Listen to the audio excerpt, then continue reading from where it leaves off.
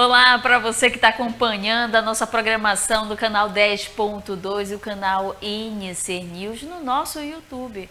Olha, já está começando mais uma edição do Agora Amazonas para te manter aqui muito bem informado de tudo que está acontecendo no mundo, em Manaus e outras regiões daqui do Brasil.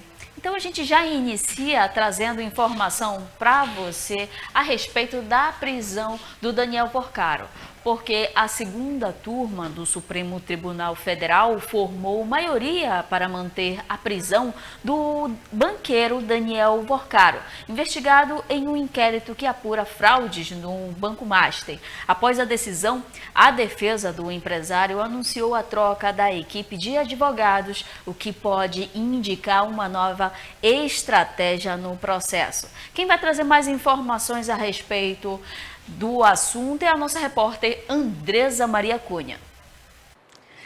Então, a gente vê aí, não sei se a gente pode chamar de reviravolta, mas essa mudança na equipe de advogados de Daniel Porcaro, que está sendo investigado por esquemas de fraude e lavagem de dinheiro, por ser dono do Banco Master e seria aí o líder, né? Vale ressaltar que atualmente ele está preso em Brasília, está passando por essa investigação pelo Supremo Tribunal Federal e agora ele faz essa troca de equipe de advogados que vai ser aí comandado pelo José Luiz Oliveira. O que acontece? O José Luiz Oliveira ele tem uma grande experiência em casos onde os suspeitos ali, os investigados, eles fizeram delação premiada. Então, isso está levantando aí a hipótese de que talvez Daniel Porcaro esteja interessado em começar a hablar, né? A começar a falar de fato o que aconteceu, as pessoas que estão envolvidas.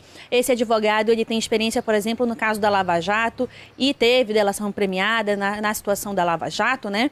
E é isso que se levantou agora após essa mudança, que talvez Daniel Porcaro queira fazer um acordo com a Polícia Federal ou com a Procuradoria Geral da República, né?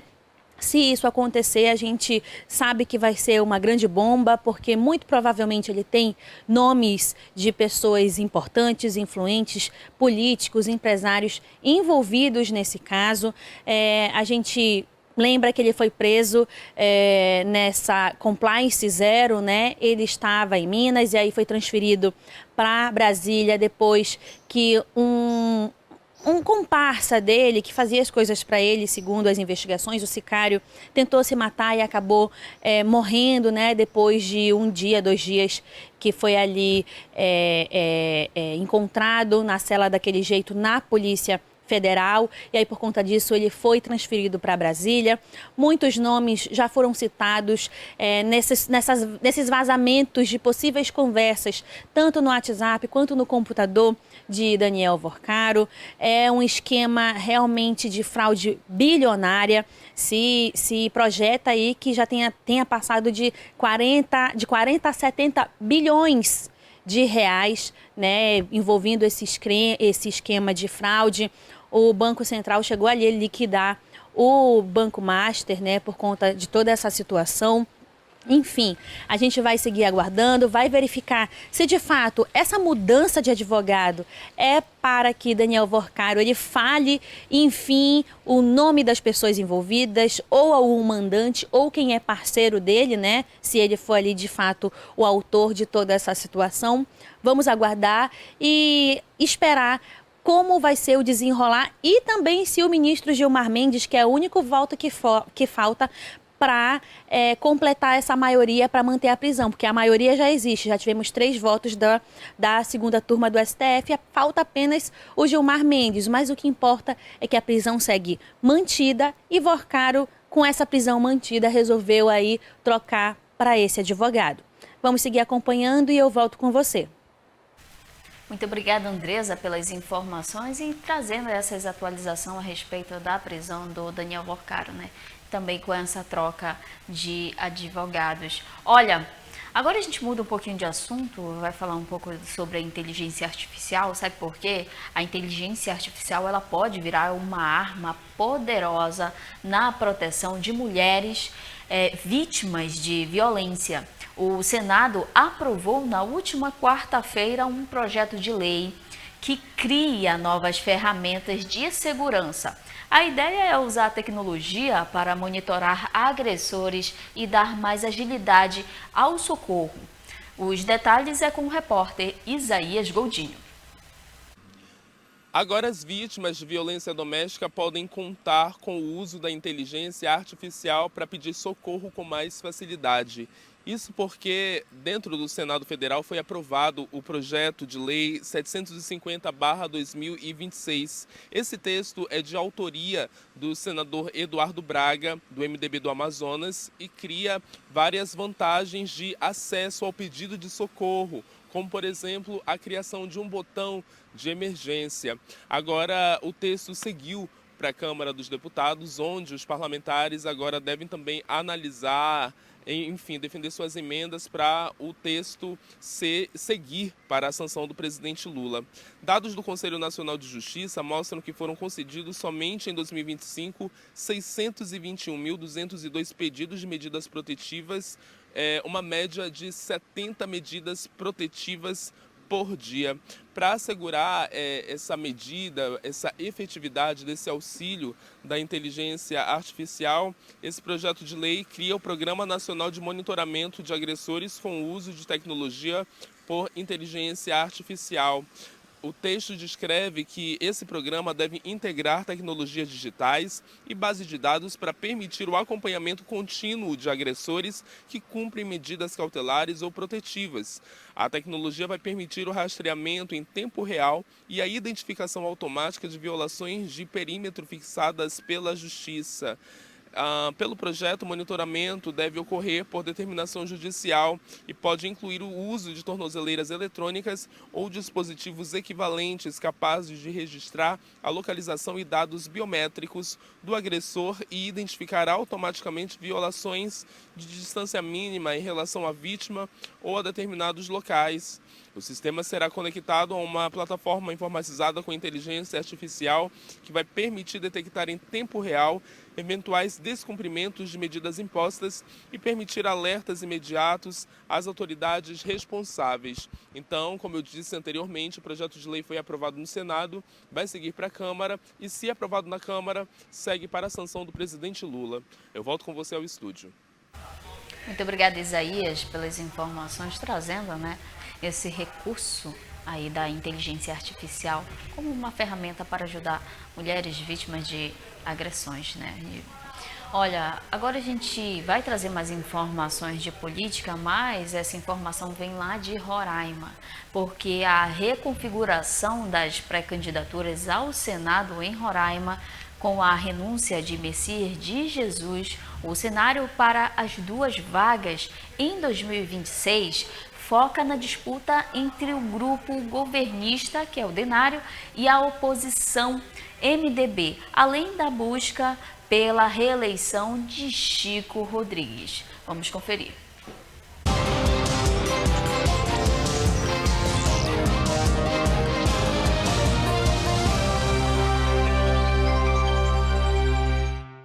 A corrida para o Senado Federal em 2026 ganha novos contornos em Roraima. O estado renovará 2 cadeiras e os principais grupos políticos já posicionam seus nomes. Pelo grupo de situação, o governador Antônio Denário mantém a intenção de disputar uma das vagas, o que exige a desincompatibilização em abril. Do outro lado, a ex-prefeita Tereza Surita e o ex-senador Romero Jucá, ambos do MDB, figuram como as principais apostas para retomar o espaço no Congresso Nacional. Este cientista político explica o que é a desincompatibilização e por que o governador Antônio Denário precisa renunciar se quiser disputar o Senado. Bom, em tese, a descompatibilizar de cargos públicos para concorrer, no caso, vai concorrer a um outro cargo, Porque a gente lembra de eleições passadas, quando o Bolsonaro concorreu à reeleição, como o Lula já concorreu à reeleição, não precisou sair do cargo. Se Lula concorrer à reeleição, não sai do cargo, então não precisa ser descompatibilizar, não precisa sair. Se você vai trocar de cargo eletivo na concorrência majoritária, você vai disputar, por exemplo, ao Senado, deputado federal, aí você acaba tendo que sair da sua função pública que está exercendo aquele mandato. No caso específico do governador, ele vai sair porque ele vai concorrer ao Senado, né? Pelo menos é o que tudo indica. Então ele tem o prazo até abril para sair efetivamente no caráter de mandatário majoritário do governo do estado. O atual senador Chico Rodrigues, do PSB, também busca a reeleição, enquanto a posse de Roberta Scioli, na vaga deixada por Messias de Jesus, insere um novo nome na representação feminina. Outros parlamentares, como os deputados Hélio Lopes e Nicolete, também são monitorados em pesquisas de intenção de voto, sinalizando uma disputa fragmentada para o próximo pleito. Paulo Rakoski ainda explica quais as condutas passam a ser proibidas para o governo de Roraima a partir de abril. Efetivamente é essa publicidade que maximize as qualidades técnicas administrativas, né? Aí tem uma restrição de rádio, TV e jornal, impresso ou audiovisual, e também uma certa regulamentação na internet, nas páginas, nos materiais de apoio das redes sociais, né? Então isso aí a Justiça do Trabalho, a Justiça ocupa a relação ao trabalho, né? Mas a Justiça Eleitoral tem um certo cuidado, mas não consegue, às vezes, dar conta de todas as coisas. Tem o trabalho que a Justiça faz, não consegue dar conta de todas as demandas na Justiça Eleitoral, porque é muita página, as redes sociais elas são muito amplas, né? Para conseguir impedir, para depois pensar em punir, né? Então, às vezes, ocorre dificuldades nesse sistema de controle.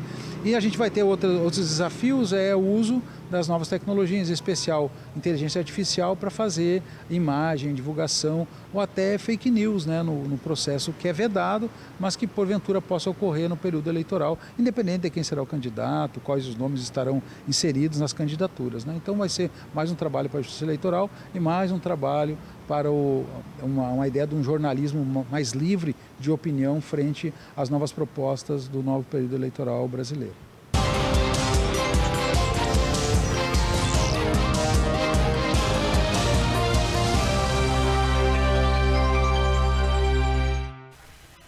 E a nossa equipe do NC News vai ficar ali de plantão e sempre atenta, acompanhando de perto toda essa movimentação da política, tanto daqui do Brasil, também como do exterior. Mas como esse ano é ano eleitoral, a gente vai preparar ali todo um material especial para você que está nos acompanhando no canal 10.2 e também no nosso canal do YouTube.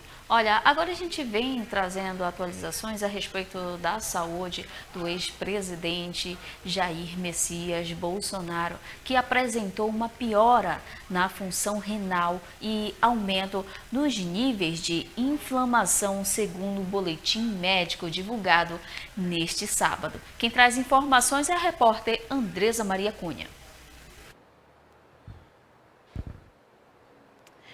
Pois é, a gente tem aí essa atualização do estado de saúde do ex-presidente Jair Messias Bolsonaro, que se encontra internado na UTI de um hospital lá em Brasília.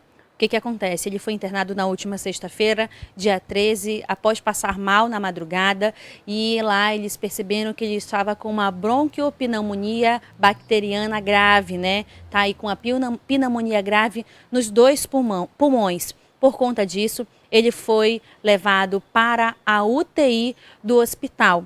Na atualização da saúde dele neste sábado, dia 14, o hospital emitiu ali a informação de que ele está tendo problemas nos rins, né? Ele está tendo aí uma complicação nos rins e por conta disso ele vai seguir na UTI. Eles dizem que o estado de saúde do presidente Bolsonaro é estável, mas teve aí essa piora nas funções renais. Na UTI, ele está recebendo o seguinte tratamento, né? Ele está ali tomando antibióticos, está recebendo hidratação na veia, a fisioterapia respiratória, né? E agora essa hidratação aí, essa ajuda por conta dos rins. A gente precisa lembrar que essa situação acontece num momento de polêmicas, né? Por conta de uma tentativa de visita de um assessor dos Estados Unidos, Darren Beach, para ver o Bolsonaro na Papudinha. Teve ali os advogados do Bolsonaro pedindo essa solicitação do STF De primeiro momento, o STF autorizou, né, em menos de 24 horas autorizou, mas disse que precisava saber qual era o teor da reunião, que só podia ser o Darren Beach. Se fosse precisar ali de um tradutor, tinha que ser alguém de confiança, enfim. Só que aí a gente viu depois o ministro Alexandre de Moraes, que é o responsável de dar essas autorizações para as visitas de Bolsonaro na Papudinha, questionar, né, o Ministério de Relações Exteriores quais eram os motivos da visita de Darren Beach aqui ao Brasil. E lá no pedido dele para vir à terra brasileira, ele não colocou que visitaria Bolsonaro, ele iria participar de alguns eventos, tinham reuniões com nomes de outras pessoas, mas não tinha essa visita com o Bolsonaro. Por conta dessa situação, o Itamaraty acabou aí retirando a permissão do visto do Darren Beach para estar no Brasil. Essa visita era para acontecer ou no dia 16 ou no dia 17 de março. A equipe de Bolsonaro pediu para o dia 18, porque Darren Beach não poderia participar nesses 2 dias, mas Alexandre de Moraes, né, informou ali que não ia ser possível no dia 18, porque existem datas específicas para essas visitações, e aí por conta revogou ali a permissão dele de estar no Brasil. Vale ressaltar que o presidente Luiz Inácio Lula da Silva chegou a comentar essa situação e disse, né, que o Darren Beach só vai poder pisar aqui no Brasil, ele que é assessor para assuntos relacionados ao nosso país no governo de Donald Trump, só vai poder pisar aqui no Brasil quando os Estados Unidos autorizarem aí, por exemplo, que o ministro Alexandre Padilha, que é o ministro da Saúde, possa voltar também a pisar em solo americano. É meio também que uma retaliação, né? Enfim, questões diplomáticas, mostrar que eu também que mando no meu país, do Trump não manda aí, não revogou o visto de uma galera, aqui também a gente manda, né? Então acabou acontecendo essa situação e nesse meio tempo o presidente Bolsonaro acabou passando mal, tá internado, segue na UTI, como eu já havia informado. Temos essa atualização que houve uma piora nos rins dele, né, nas funções renais, e isso requer cuidado. Quem é entendido de saúde sabe que é um dos órgãos vitais do corpo, né? E isso influencia em muitas situações. E a gente vai seguir acompanhando o estado de saúde do ex-presidente Jair Messias Bolsonaro, que segue na UTI internado por conta de uma pneumonia grave nos 2 pulmões. Eu volto com você.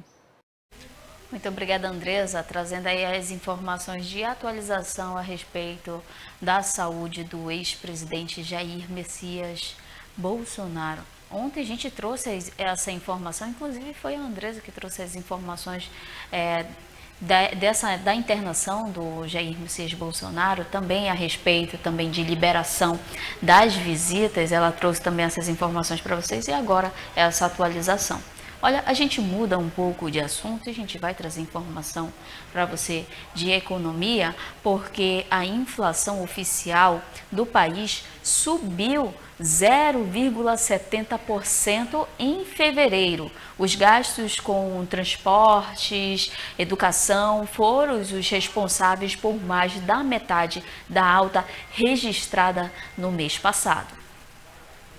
Para garantir o início do ano letivo da filha, Kátia precisou tomar uma decisão difícil. Agora que ela entrou no ensino médio, aí a gente precisou fazer uma pesquisa boa entre outras escolas, porque a anterior não estava dando para continuar a pagar. Todo começo de ano tem esse reajuste que os pais já esperam, mas desta vez o aumento foi mais salgado. As mensalidades do ensino médio e fundamental subiram mais de 8%. E aí não tem jeito. Muita gente precisou refazer as contas. Uma matemática que para algumas famílias não fechou. Em média, os gastos com educação em fevereiro subiram mais de 5% em relação ao mesmo mês do ano passado, o maior salto para o mês em 3 anos. A mensalidade escolar respondeu por 44% do resultado geral do IPCA de fevereiro, né? Um contrato onde esse reajuste vigora pelos próximos 12 meses, então isso não vai haver nenhum alívio na inflação por conta de mensalidade escolar. E não foi só a escola, os transportes também ficam mais caros, com a alta expressiva no preço das passagens aéreas. No dia a dia, as tarifas de ônibus foram reajustadas em 8 das 16 capitais pesquisadas. Mas para alguns motoristas, o alívio para o bolso veio na hora de abastecer. Ao longo de fevereiro, antes da guerra no Oriente Médio escalar, a gasolina e o gás veicular registraram queda. Já o etanol e o óleo diesel fizeram o caminho inverso e terminaram o mês mais caros. Dentro de casa, as contas básicas também deram um salto. O que mais pesou foi o reajuste nas tarifas de água e esgoto. Já a conta de luz teve uma alta mais leve, com a manutenção da bandeira verde. A inflação dos últimos 12 meses está em 3,81%, abaixo do limite estabelecido pelo governo, de 4,5%. Mas ainda assim, um desafio diário para o consumidor. A gente vai cortando o que a princípio não seria essencial para poder priorizar o que não pode faltar, né? Seja a comida básica na mesa, seja a moradia e principalmente a educação. É o brasileiro precisando fazer aquele planejamento, né? O planejamento que já é de praxe, né? Precisa fazer aquele planejamento tanto anual, como mensal, como semanal. E aí esse planejamento faz com que o seu dinheiro, você sabe para onde o dinheiro vai e como ele vai ser aplicado e se vai sobrar algum valor para você aplicar em outra coisa, ou em outra dívida, ou também em poupança, né, para dinheiro de emergência. Agora a gente muda um pouco de assunto, porque o período mais esperado ali pelos amazonenses, em junho, é um período que a pessoa já começa a se planejar desde janeiro, porque é o festival ali folclórico e já começa a pesquisar passagens, já começa a se organizar para ir até Parintins. E olha, o preço das passagens aéreas entre Manaus e Parintins para o período do Festival de Parintins voltou a gerar críticas no Amazonas. Levantamentos mostram que bilhetes chegam a ultrapassar R$ 9.500 durante o evento. O que reacende aí o debate sobre tarifas elevadas e fiscalização no setor aéreo. Quem vai trazer mais informações a respeito disso é a nossa repórter Andresa Maria Cunha. E o governo do estado fez o lançamento do Festival de Parintins. Foi um evento muito bonito no Teatro Amazonas. Mas o que não está bonito é o preço das passagens para Parintins na época do festival. Tem sido uma reclamação recorrente, isso já acontece há algum tempo, mas desde o ano, há uns 2 anos atrás, na verdade, e no ano passado, as reclamações foram mais intensas nas redes sociais. E esse ano não é diferente. A gente está vendo aí, né, os moradores, está vendo políticos falarem sobre essa situação, porque atualmente, se você vai fazer uma pesquisa de passagem aérea, por exemplo, de Manaus para Parintins, na época do festival, tem ali valores dando até R$ 9.000, ida e volta. E isso seria um aumento de mais de 1.500% comparado com o preço da passagem em épocas que não são do festival, que gira ali em torno de R$ 600, R$ 700. Então a gente vê que é um valor bem elevado, né? E isso acaba complicando quem tem o desejo de ir ali para Parintins. Óbvio que a gente sabe que tem os barcos, né? Mas para quem tem medo de barco, por exemplo, prefere avião, isso acaba sendo um impedimento, né? Porque você pensa 2, 3 vezes antes de ir para o festival, que é algo, né, bem importante para a gente aqui no Amazonas. A gente tem que ressaltar que o deputado federal Amon Mandel, ele chegou a fazer ali uma solicitação da Agência Nacional de Aviação para verificar esses preços. A gente vai acompanhar toda essa situação. O festival é só em junho, vai continuar vendo se esses preços diminuem ou não e se terá ali alguma resposta da agência com relação a esse alto valor para a época do festival. Eu volto com você. A gente aguarda que esses valores dessas passagens aéreas, elas diminuem, né? Porque R$ 9.500 não vai ser qualquer pessoa que vai conseguir realizar a compra da passagem aérea nesse valor, visto que é um valor muito elevado para um município aqui da região amazônica, aqui no interior do Amazonas, né? Então, R$ 9.500 é para se preocupar para quem está se planejando para ir para o Festival de Parintins. Olha, agora a gente traz informações para vocês, porque muda um pouquinho de assunto, né? Vai trazer informações a respeito de vagas de emprego, porque o aquecimento do mercado de trabalho, ele não tem sido suficiente para reduzir desigualdades salariais. Um levantamento de uma plataforma de emprego mostra que, apesar do crescimento nas vagas e ofertas de empregos, a maioria se concentra em setores com menor remuneração. Isso você vai ver agora na reportagem. De servidor público a desenvolvedor de software. A mudança de carreira não aconteceu de repente.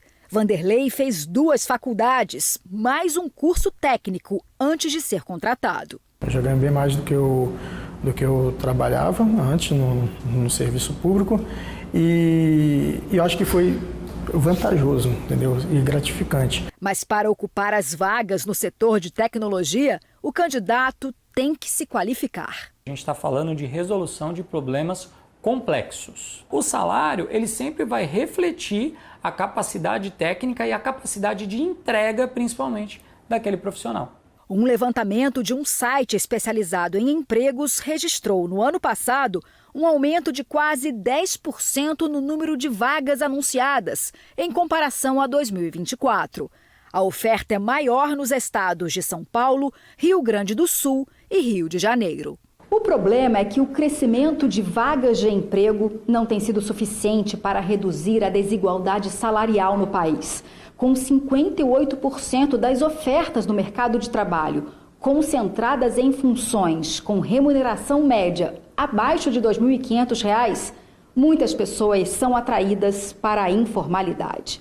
Está sobrando emprego, né, teoricamente, mas por quê? Porque como as remunerações elas estão abaixo das médias salariais, faz com que algumas pessoas prefiram ocupações que não são formais. É onde as pessoas conseguem ter remunerações melhores. O estudo mostrou que áreas como tecnologia da informação, finanças e recursos humanos oferecem salários iniciais de R$ 3.300, bem acima da remuneração para profissionais de vendas, logística, serviços gerais e telemarketing. Rebeca tem apenas 17 anos, está cursando uma faculdade de sistema de informação e já fez um curso técnico.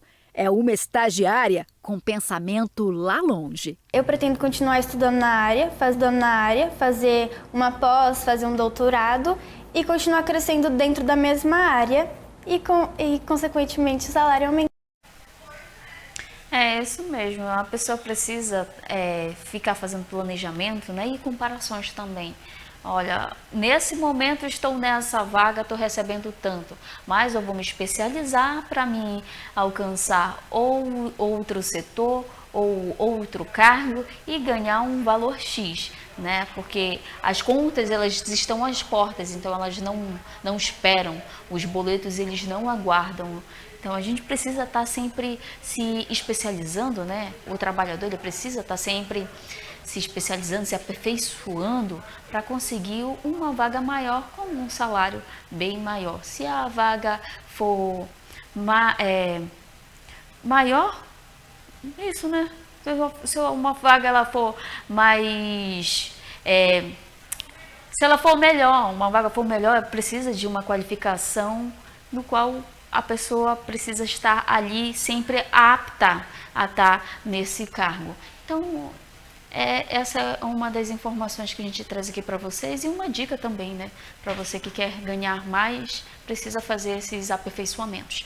Olha, agora a gente vai mudar um pouquinho de assunto e trazer informações daqui de Manaus, porque a Prefeitura de Manaus iniciou o planejamento da edição 2026 do Sou Manaus Passo a Passo. A proposta é ampliar o evento e consolidá-lo como um dos maiores festivais de artes integradas do país, com atrações nacionais e internacionais e participação do público na escolha dos artistas. Quem vai trazer os detalhes a respeito disso é a nossa repórter Andresa Maria Cunha. Então, a Prefeitura de Manaus, ela está lançando aí essa consulta pública para que a população participe na escolha das atrações do Festival Sou Manaus 2026. De acordo com o prefeito Davi Almeida, ele quer aí fazer o maior festival de toda a história dos festivais, incluindo ser o maior festival do Brasil, segundo falas do próprio prefeito. Ele disse que o Sou Manaus ele já está em construção desde o início do ano e que ele quer fazer esse marco histórico. A gente precisa relembrar que o Davi Almeida ele é pré-candidato ao governo, ele provavelmente 4 de abril vai sair, mas ele quer deixar aí, fala que já está nessa organização, porque ele quer deixar como, entre aspas, um legado do seu mandato e quem sabe aí ser uma porta de entrada para virar governador do Amazonas. A gente precisa ressaltar, né, que o Sou Manaus, apesar de todas as polêmicas que tem envolvido, em especial as últimas edições que foram realizadas na gestão de Davi Almeida, o Sou Manaus ele contribui bastante com a economia, ele fortalece o nosso turismo, muitas pessoas participam, tem atrações nacionais e internacionais, enfim, é um bom festival. O problema são as polêmicas que envolvem este festival, né? A gente vê aí Coronel Rosses, que é vereador de Manaus, solicitando do Ministério Público, da Justiça, que haja a transparência, porque a gente precisa relembrar que estamos sem os dados da transparência, das contratações, de tudo que é gasto para fazer esse evento desde o ano de 2022. Então, temos aí 22, 23, 24, 25 e 26 sem dados de como foram esses gastos, de como são esses contratos, e é algo importante que a população saiba, né? Enfim, a gente vê esse evento já sendo construído, não temos aí noção de quanto ainda vai ser o gasto, né? Mais perto do evento que esses dados eles são ali disponibilizados, né, de quanto que rendeu para a cidade e etc. Mas nós vamos seguir acompanhando essa consulta pública também para saber aí quem vão ser os queridinhos das atrações, né, o que a população manauara e amazônica daqui acaba vindo no período do feriado, né, para acompanhar o Sou Manaus. O que eles vão escolher aí de atração para este festival? Eu volto com você. E cada ano que passa, o recorde do público, ele é ultrapassado, né, nessas edições do Sou Manaus Passo a Passo. Vem gente até dos municípios aqui do Amazonas para prestigiar esse festival que é de graça, né? Não é cobrado nenhum valor de entrada ali para prestigiar esses shows que são feitos de forma gratuita. Também ali tem essa movimentação, né, da economia, do turismo, da economia criativa. Então, são shows que é feito de forma estratégicas que crescem lá a economia, o turismo, mas não deixa também de deixar essas informações da Prefeitura de Manaus, colocar todas essas informações a respeito de contratos lá no portal da transparência, porque afinal essas informações são direito dos cidadãos, né, que precisam ali estar sempre atento nos valores onde esses reais, esses valores são gastos, né, em como eles estão sendo gastos também. Olha, agora a gente vem trazendo informação importante para você, que é muito aguardada aí por pessoas que vêm de fora do Brasil, né? Que pessoas que vêm do exterior. Se você foi adotado no exterior e veio para cá para o Brasil, essa informação é para você, porque o Supremo Tribunal Federal ele decidiu que não existe mais diferença entre filhos biológicos e adotivos para conseguir a nacionalidade brasileira. A partir de agora, os filhos adotados no exterior por pai ou mãe do Brasil têm o direito de serem reconhecidos como cidadãos brasileiros. Quem vai trazer mais detalhes sobre essa informação é o repórter Isaías Godinho. O Supremo Tribunal Federal decidiu que os filhos adotivos nascidos no exterior têm direito à nacionalidade brasileira ao completarem 18 anos. O direito vale para crianças e adolescentes que foram adotados por pais brasileiros que vivem no exterior e foram registrados nas embaixadas e consulados no país. A Corte ressaltou que a Constituição proíbe distinção entre filhos biológicos e filhos adotivos. Dessa forma, por unanimidade, os ministros entenderam que são inconstitucionais as interpretações jurídicas das instâncias inferiores da Justiça que não reconhecem que filhos biológicos e adotivos possuem os mesmos direitos de nacionalidade. Além disso, o Supremo julgou um recurso de uma família de brasileiros que adotou 2 crianças nos Estados Unidos. Após atingirem a maioridade, elas solicitaram o reconhecimento da nacionalidade brasileira, mas o pedido foi rejeitado pelo Tribunal Regional Federal da Primeira Região. O tribunal entendeu que a nacionalidade só poderia ser adquirida por meio de um processo de naturalização. Inconformada com a decisão, a família recorreu ao STF.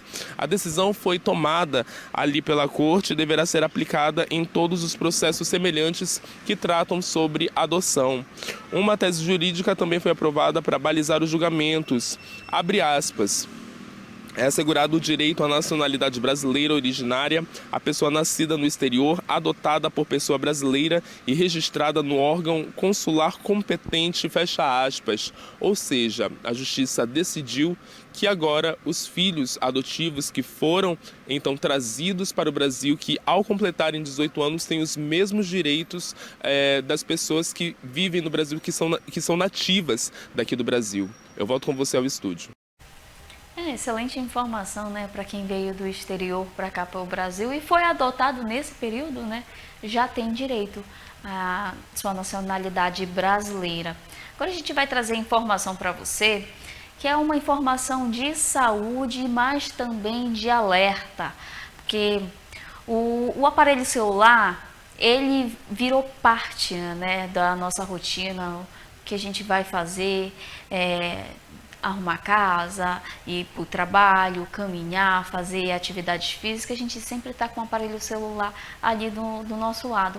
Mas também junto com o aparelho celular, a gente fica o quê? Conectado no fone. Então, se você utiliza muito fone de ouvido, atenção, e o uso prolongado de fone de ouvido, ele pode aí acabar desencadeando doença ou até mesmo perda auditiva.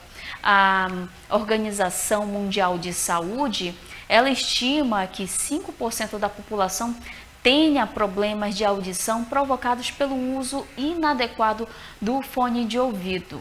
O compartilhamento do equipamento, a falta de higienização e o uso prolongado desse acessório pode levar à perda irreversível da audição. Vamos acompanhar. Ele é o companheiro de muita gente. O fone de ouvido que garante distração e também interação, mas todo cuidado é necessário na hora de usá-lo. O equipamento não é o vilão. O vilão é a forma como a gente usa esse equipamento. Então, nós precisamos cada vez mais nos munir de informações para nos proteger. Até porque é um equipamento que está cada vez mais necessário e que muita gente usa. O uso em excesso quase fez o Matheus perder a audição. Eu sempre usei muito fone de ouvido, era algo tão automático na minha rotina que eu acordava e já colocava o fone e muitas vezes dormia com ele também. Teve momentos em que eu nem estava realmente ouvindo alguma coisa, mas o fone estava ali como parte de um hábito já. E aí, com o tempo, eu comecei a perceber alguns problemas na minha audição, um desconforto no ouvido, e isso me fez ligar o alerta.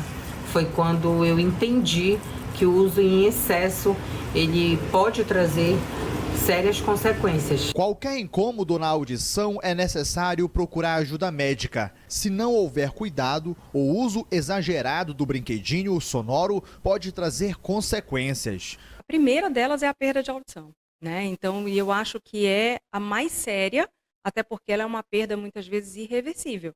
Então, quanto mais você usa inadequadamente esse fone de ouvido, com um volume muito alto e durante muito tempo do seu dia, você se coloca em risco a ter uma perda de audição irreversível, né? Então, é algo que não cura. E aí você vai precisar de outros meios para tratar essa perda de audição. Os especialistas indicam o chamado uso 60 por 60. A pessoa, após usar de forma contínua o fone por 60 minutos, precisa fazer um descanso auditivo. Além disso, o volume do áudio deve, no máximo, ser de 60% da totalidade da potência. Existem muitos tipos de fone de ouvido. Esse aqui, por exemplo, é bem pequenininho, mas se não for utilizado com responsabilidade, pode gerar grandes danos para a saúde. Outra atenção necessária é com a higienização. Fone é objeto particular. Além disso, você ainda se coloca em risco, principalmente com aqueles fones intra-auriculares, né, que não são higienizados, muitas vezes são compartilhados. Você ainda se coloca em risco de ter infecções, inflamações, alergias, né, as otites. E isso daí também é uma outra possibilidade muito séria, né, e que traz consequências realmente, além da dor, da sensação de ouvido tampado, você ainda causa uma perda de audição. Essa perda de audição é transitória. Enquanto você estiver com a otite, enquanto você estiver com a sensação de ouvidinho tampado, você tem uma perda de audição ali, né, pela falta da condução desse som. A Organização Mundial de Saúde, ela fala em torno de 5% da população mundial com perda de audição ao uso associando ao uso inadequado do fone de ouvido. E para ser bom som, é necessário transmitir conforto e qualidade de vida. Eu comecei a reduzir bastante e hoje evito usar o fone de ouvido por longos períodos. Uma matéria de alerta, né, para quem utiliza muito o fone de ouvido durante o dia, né? Esse 60 por 60 é uma excelente opção para você que quer ficar ouvindo a sua música enquanto você está praticando a sua atividade física, ou até mesmo tá ali estudando, fazendo pesquisas e utiliza o fone de ouvido. Presta bem atenção, não compartilha esse seu acessório, porque é um acessório pessoal, né? Então, se você está colocando ali na sua orelha, sabe como é que é a sua higienização? E se você emprestar esse fone de ouvido para outra pessoa, pode aí trazer doença para você, porque você precisa estar atento que um fone de ouvido é uso pessoal seu. Olha, agora a gente vai trazer agora mais informações para vocês. A gente muda um pouquinho de assunto, porque está confirmada a força do cooperativismo no Amazonas. O sistema de cooperativistas financeiras do Brasil, o Sicob, ele realizou uma assembleia para a apresentação dos investimentos e resultados obtidos, além dos planejamentos para o futuro. O evento ocorreu em um clube localizado na zona centro-sul de Manaus. Vamos acompanhar a matéria. Em um cenário econômico que exige cada vez mais planejamento financeiro, o cooperativismo tem se destacado como uma alternativa para quem busca serviços financeiros com participação direta nas decisões. Por isso, a noite de sexta-feira 13 foi de prestação de contas e de reafirmar o compromisso da Sicob Amazônia. Exatamente. Hoje é uma noite especial para o Sicob Amazônia, onde nós mostramos para os nossos associados os resultados obtidos em 2025. Aqui nós mostramos de uma forma bem transparente, bem clara, tudo que foi feito no ano passado na nossa cooperativa. E com isso os cooperados entendem exatamente como está a solidez e da cooperativa, e isso dá uma tranquilidade a eles de seguir investindo na cooperativa, seguir investindo no cooperativismo de crédito. Diferente dos sistemas bancários tradicionais, no cooperativismo o cliente também é dono do negócio, o que significa que cada cooperado participa ativamente de todos os resultados. Como para o seu Girão, que acompanha de perto todos os seus investimentos. Eu tenho minhas razões pessoais. Primeiro, eu não sou um número, como eu sou nos outros bancos. Eu sou aqui um sócio da cooperativa, com direito a voto, etc, etc. E eu decidi que é a melhor maneira de se atualizar o seu capital. Eu, por exemplo, recebi uma ação judicial, distribuí com os filhos uma parte, a minha parte eu botei aplicado lá. Na Sicoob, está muito bem guardado, está dando bom rendimento. Eu faço todos os meus pagamentos pela Sicoob, pelo aplicativo da Sicoob, que é ultramoderno. E assim vai. Eu estou aqui satisfeito com a cooperativa, vim votar para aprovar as contas e estou aqui, firme e forte. Só 85 anos de vida. Além dos serviços financeiros, o modelo cooperativista também contribui para o desenvolvimento regional, já que os recursos captados costumam ser reinvestidos na própria comunidade, fortalecendo a economia local. São 24 anos, Sicoob Amazônia, né? E nós sempre estamos buscando aí melhorar e expandir o nome da cooperativa para que a gente traga, né, o cooperativismo financeiro para o mercado bancário, que ela é muito saudável para fazer um equilíbrio, né, nas comunidades onde a cooperativa está inserida. Com participação, benefícios financeiros e foco no desenvolvimento coletivo, o cooperativismo segue conquistando cada vez mais espaço entre brasileiros, que buscam uma relação diferente com o sistema financeiro. Claro que eu indico para as pessoas, porque se você vai para banco, você é um número naquele banco. Às vezes te ligo quando... olha, vem cá... Esporadicamente, a Sicoob, você entra lá, é bem recebido, cordialmente recebido, e você está tratando como sócio daquela instituição. Aí são as informações que você acompanha aqui no canal 10.2 do NC News e também através do nosso canal do YouTube, que é o canal NC News. Olha, aproveito também para falar para você nos acompanhar também lá nas nossas redes sociais, que é o @NC, canal NC News e .tv, e também tem o @NC News 24H, que tem toda a nossa programação lá disponível através das nossas redes sociais e também inclusive alguma das matérias. E aproveitando também, para você se manter muito bem informado, é só acessar o nosso site, nosso portal ncnews.com.br. Lá tem todas as informações de tudo que está acontecendo no mundo e de forma imediata. Então aproveite e também nos acompanhem por lá.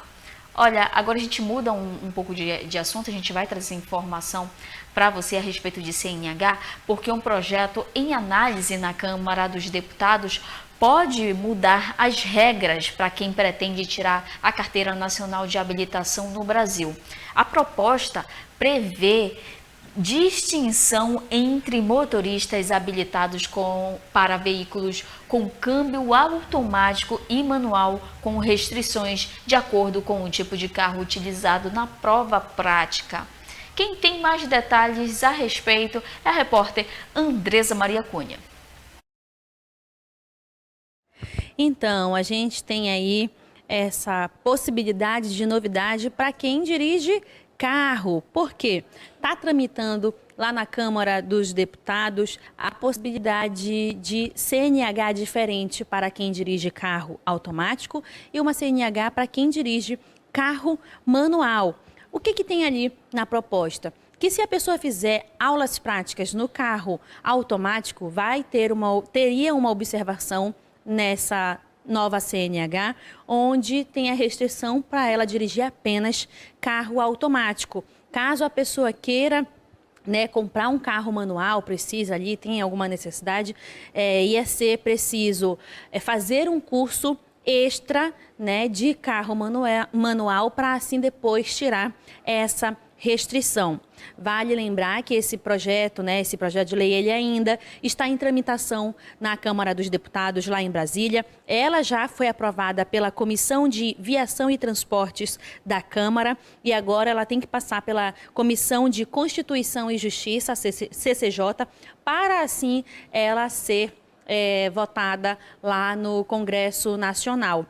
Eu estava comentando aqui com o meu cinegrafista que eu particularmente acho mais fácil alguém que dirige o manual dirigir um automático, mas quem só tem o costume do automático vai precisar sim pegar ali a manha, porque tem a questão das marchas, sentir o carro, quando eu uso a primeira, a segunda, como chegar na quinta, né? Enfim. De fato, eu acho que é um projeto que é um bom precedente, né? Aqui dando a minha opinião pessoal, porque muitas pessoas atualmente, elas já compram, fiz 18 anos, meu pai me deu logo um carro automático. Na hora da necessidade de pegar um carro manual, a situação ali complica, né? Então, vamos ver se esse projeto de lei, de fato, vai seguir sendo aprovado pelas comissões da Câmara para ali chegar a virar uma lei no Brasil. Eu volto com você. Obrigada, Andresa. E realmente, para quem é acostumado a dirigir carro automático e pega um manual, sente ali a diferença, porque até passar a marcha ali no tempo certo, o carro estanca e a pessoa já entra logo em desespero, né? Então a gente vai acompanhar essas informações e vai trazendo tudo isso para você que está nos acompanhando aqui no Agora Amazonas. Olha, agora eu vou trazer uma informação, uma notícia bem legal, muito bacana para você que é dona de casa. Acha que a inteligência artificial ela não poderia ser usada ali no nosso dia a dia para tarefas de casa ou para outras coisas? Presta atenção, uma oficina gratuita aqui em Manaus vai ensinar você, mulher, a usar a inteligência artificial no seu cotidiano. Vamos ver na matéria agora da repórter Suzana Martins.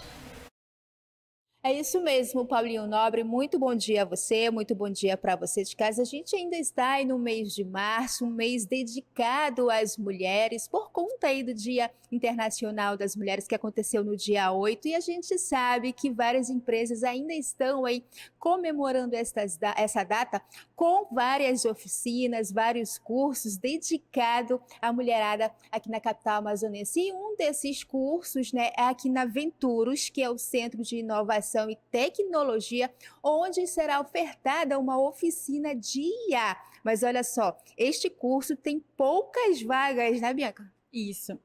Um dos nossos pilares da nossa cultura é oferecer aprendizado, compartilhar conhecimento. Com isso, surgiu a iniciativa da Oficina de IA para o Dia a Dia, que vem com o propósito de desenvolver habilidades em mulheres, trazer a ferramenta da IA como uma forma de crescimento profissional para que elas possam usar isso no mercado de trabalho.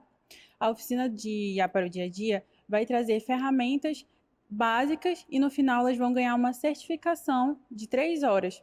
Vai acontecer no dia 28 de março, das 8 ao meio-dia, e as inscrições já estão abertas, vão até o dia 22 de março e podem ser feitas através do nosso site, que é o venturos.org.br, e também podem ser acessadas através do nosso Instagram e LinkedIn. Lá também tem várias informações sobre outras iniciativas que a gente também faz. Agora, só vale ressaltar que é um curso somente para mulheres, né, estudantes, mulheres donas de casa que têm interesse, né, em saber como é que a IA pode funcionar, né, aí dentro de casa, no dia a dia, inclusive, né? Sim, serão 50 mulheres de qualquer faixa etária, de qualquer área. Então, você que não tem nenhum contato com a ferramenta pode participar, ou você que já é estudante da área e quer se aprofundar mais também pode participar. A administradora do curso vai ser a Amanda Spellen, que é a nossa especialista em IA, é uma pessoa super capacitada que tem muito conhecimento para compartilhar. É isso aí, gente. Então, olha aí, ó, fica a dica, vem aqui, né, para o pessoal de casa só saber o endereço aqui da Venturos. Fica onde? Fica aqui na Rua Pará, número 500, no Vieira Alves, bem em frente ao Centro de Iteratos. Não é difícil de achar, é um prédio bem grande, roxo, então é fácil. É fácil de encontrar. Isso aí, Paulinho Nobre.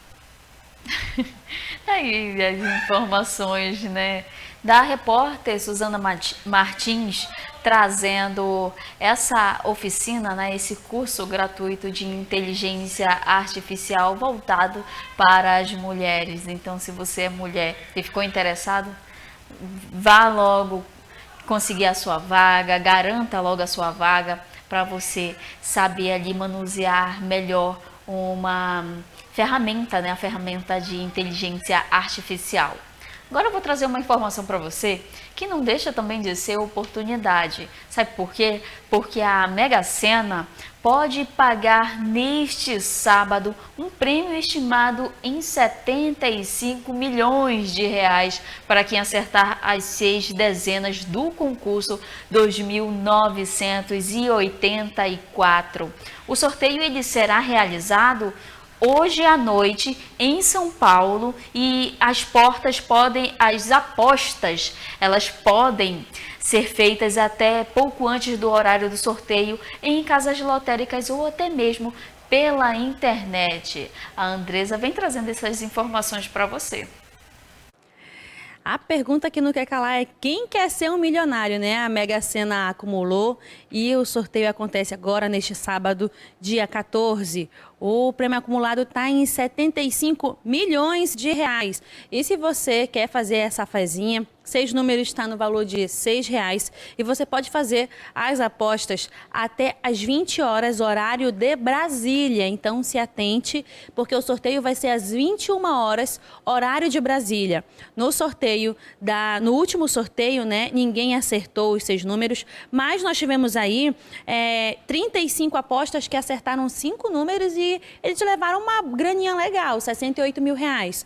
A gente também teve aí 2.957 pessoas que acertaram 4 números e ganharam R$1.300. Dá para pagar ali aquela conta de água, conta de luz, né? Umas continhas aí, internet, telefone. Para quem está sem grana, tem aqueles R$6 e quiser fazer essa aposta, é uma boa. Vale lembrar que o sorteio da Mega Sena desses 75 milhões de reais acontece neste sábado, dia 14 de março. Não esqueça a hora. Você pode fazer as apostas até às 20 horas, hora de Brasília. E o sorteio é às 21 horas, hora de Brasília. E você pode conferir esse sorteio nos canais oficiais da Caixa Econômica Federal. Então, fica atento, se você já tem o costume de fazer essa fezinha, né? Vai lá e não perde essa oportunidade. Para quem quer testar, né? Eu estou pensando seriamente em testar hoje pela primeira vez. Meu pai sempre apostou, mas eu nunca tive coragem. Será que eu vou fazer isso agora? Vamos ver, né? Vai que eu dou sorte, mas o sorteio é neste sábado. E se você quer fazer, fica atento a esses horários. Eu volto com você. 75 milhões de reais. E a gente já ficou sabendo que assim que a Andresa terminou de trazer essas informações para você, ela já fez a aposta dela. Então, ela fez pelo aplicativo. Não precisou ir até a lotérica, fez ali pelo aplicativo, já fez a aposta de R$6, se ela dividir, ou se ela ganhar, eu tenho certeza que ela vai dividir esse prêmio com toda a equipe do NC. Então já sabemos, se uma repórter daqui do NC sumir, talvez ela seja uma dessas ganhadoras aí, ó, de ter acertado essas 6 dezenas, né? 6 números da Mega Sena. Olha, agora a gente muda um pouquinho de assunto e vai trazer uma informação cultural. Porque o governo do Amazonas lançou oficialmente o 59º Festival Folclórico de Parintins. A cerimônia aconteceu no Teatro Amazonas e a repórter Luana Lima esteve presente.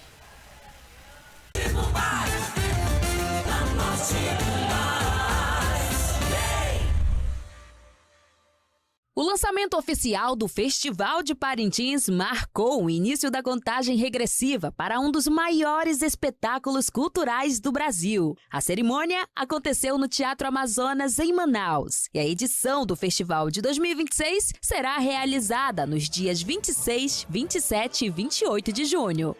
O lançamento em Manaus reuniu autoridades, patrocinadores e representantes do setor cultural. As torcidas azul e vermelha também participaram da celebração e a festa de lançamento continua na própria ilha. Nós estamos hoje dando pontapé da temporada bovina, lançando oficialmente hoje o Festival Folclórico de Parintins do ano de 2026. Na semana que vem, dia 20, nós faremos esse lançamento lá em Parintins, um grande evento, uma grande festa, com 2 atrações nacionais, Simone Mendes e Clecinha. Nós tivemos uma conversa tanto com o Garantido quanto com o Caprichoso, para que a gente fizesse num formato um pouco diferente, que ele pudesse ser uma pequena degustação, uma apresentação maior daquilo que a gente vai ter no Festival Folclórico esse ano. Para 2026, os bois prometem grandes espetáculos na Arena do Bumbódromo. O boi caprichoso vai defender o tema Caprichoso, brinquedo que canta seu chão. A proposta celebra o boi como símbolo da identidade amazônica. Já o boi garantido traz o tema Parintins, Portal do Encantamento. A apresentação promete uma viagem pela Ilha Encantada com ancestralidade, batuques e encantarias. Para os bois bumbais, os investimentos são fundamentais para garantir a continuidade do festival. Os recursos ajudam a manter projetos culturais e o trabalho de centenas de artistas ao longo do ano. Segundo os presidentes de Caprichoso e Garantido, esse apoio é essencial para fortalecer a cultura e manter vivos os projetos dos bois. É muito importante que a gente tenha um olhar sempre para o festival da seguinte forma: aportar recursos na economia criativa, no fomento da cultura, é também ajudar 500 crianças que fazem parte do projeto social do Caprichoso. Eu não sei o número do Garantido, mas também o Boi Contrário tem um projeto social. Então, todo e qualquer recurso colocado em Parintins, ele é direcionado para fazer chegar a todas as pontas. É muito importante isso, porque nós temos o dever de trabalhar com os bois com o sentido de que o que a gente faz é proteger o festival, é proteger a economia de Parintins através do Festival de Parintins. A partir de agora, começa oficialmente a contagem regressiva para o festival que transforma cultura, tradição e paixão em um dos maiores espetáculos folclóricos do mundo. A contagem regressiva, e para quem já está ansioso desde o ano passado, já para o Festival de Parintins deste ano. E aí já foi feito esse lançamento oficial lá no Teatro Amazonas. Olha, o Agora Amazonas fica por aqui, agradecemos a sua audiência e fique ainda nos acompanhando no canal 10.2 e também através das nossas redes sociais e do portal ncnews.com.br. Muito obrigada pela sua audiência e até mais!